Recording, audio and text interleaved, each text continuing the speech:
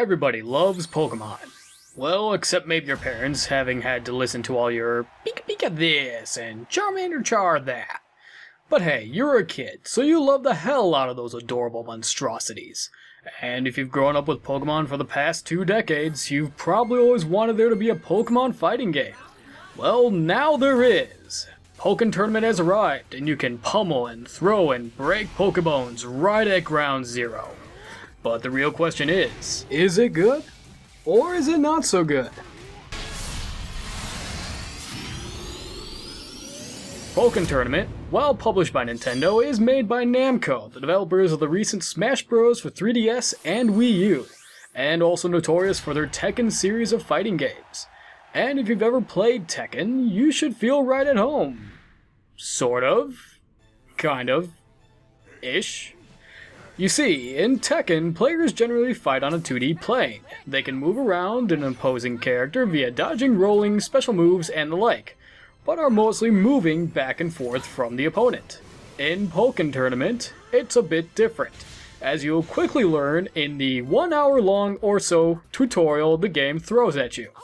Oh, I hope you didn't bring any friends over, because you're gonna be my bitch until you've mastered this game. Unlike Tekken and most other fighting games, there's 2 phases to each fight, the field phase and duel phase. And it's these phases that are going to make or break the game for many players. In the field phase, it's like many Japanese arena fighters like Shonen Jump Versus, or a majority of the DBZ games where characters are given free range of movement within a limited space. However, when certain moves are performed against an enemy, the mode shifts into duel phase. This phase is more akin to playing Street Fighter or Mortal Kombat, where you are only able to move back and forth from an opponent. And in Pokken Tournament, this is the mode where combos typically happen. And after the opponent is hit with certain moves after taking so much damage, it goes right back to the field phase. And as mentioned before, this system will be a point of contestment for many players, as the game is clearly designed for younger audiences who may have little experience with other fighting games. The system helps prevent less skilled players from getting furious about getting caught up in a one-hit KO combo, since phase transitions typically break those up automatically. Disregarding the recently discovered Shadow Mewtwo Infinite Blockstring that I'm certain will eventually get patched. I mean, come on Namco, really? The combos and moves have also been simplified as well. Unlike many fighting games where there are quarter circle, half circle, full circle, double circle, infinity simple inputs, plus enough button presses in a combo to rival playing the piano, Namco decided to go the Smash route with Pokken Tournament and assigned moves to the 4 basic directions and a single button press, making combos and special moves easy to pull off. That being said, the combos in this game are extremely easy for anyone who has played a fighting game before.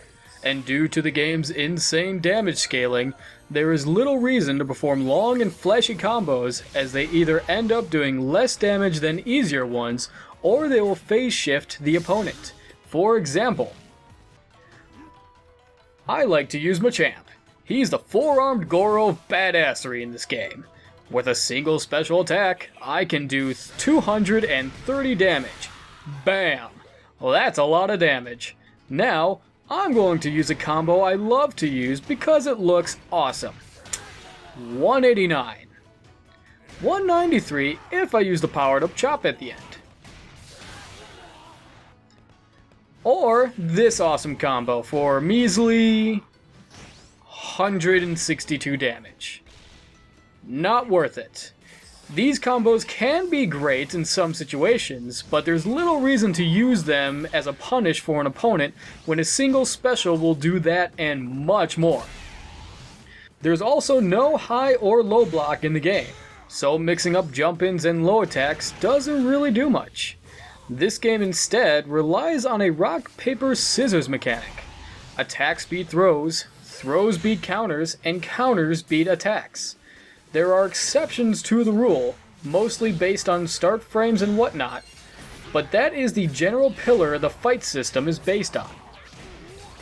And while some people might find this system a little lacking without combos that require studying a novel-sized move list, I think it's actually enjoyable. It's a nice change of pace from the complexity of other fighters, but the game has its own depth.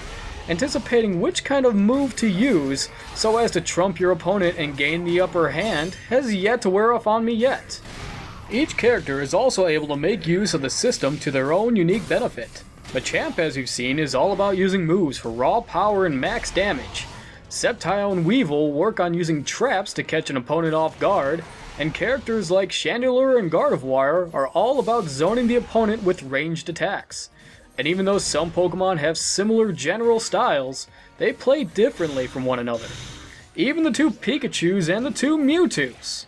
But seriously, Nintendo, Namco, you have over 700 Pokemon to choose from, and in a roster of less than 20 characters, you thought it was a good idea to make 2 duplicates of characters? What the hell? Where's my goddamn Snorlax belly flopping on these critters, or my Blastoise being a badass turtle tank and throwing his opponents into a Hydro Pump? So sadly, even though each character is well done, the roster itself leaves much to be desired. And right after choosing a character, you choose your supports, a set of 2 Pokemon that you use only one at a time, but can change between rounds. These support characters offer a variety of effects from heals, buffs, defense moves, offense moves, and meter gain for synergy bursts, which are the super big ultra awesome attacks which also buff the character for a time. Also, between each round where you can choose to swap out your support Pokemon, the trainer you meet at the start of the game will cheer you on and give you a buff based on the cheer type you choose for her elsewhere in the game. These support functions add a little extra strategy to each match and can make a huge impact based on a person's playstyle. I myself have won more than a few matches thanks to a last minute support giving me just the right amount of meter to pull off a desperate synergy burst. So that's the basic summary of the fighting system, the heart and soul of the game. But what about the modes? Well, there is Ferrum League, which is the offline/story mode, which is where you battle through leagues of increasing difficulty in a tournament style.